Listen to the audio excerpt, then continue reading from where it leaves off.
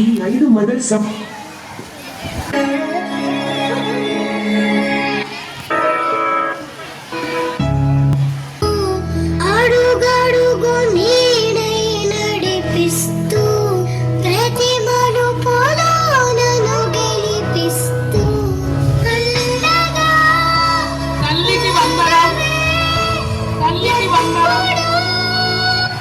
తల్లికి వందనంతో మన విద్యార్థులందరూ కూడా చక్కగా అత్తలకు పుష్పగుచ్చాలను అందించి పాదసేవ చేస్తున్నారు.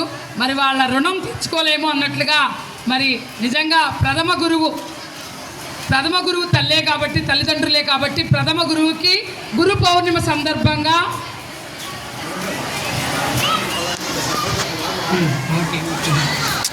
అది చాలా చక్కగా ఎమోషనల్గా ఫీల్ అవుతున్నారు పిల్లలు కూడా. తల్లికి వందనం అక్షంతలు అంటే వేస్తూ ఉండండి. విలేకర్ గారు ఫోటో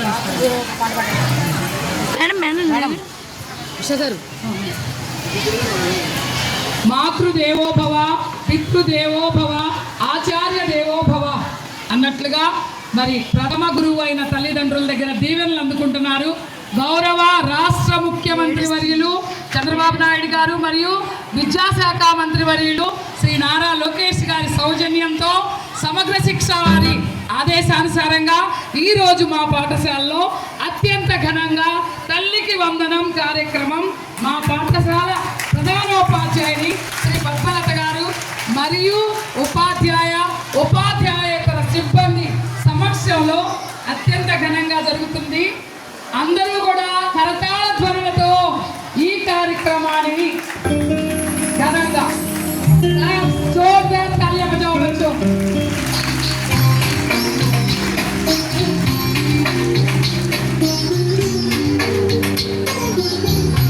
పిల్లల బంగారు భవిష్యత్తుకి ఒక అడుగు పడి వైపు.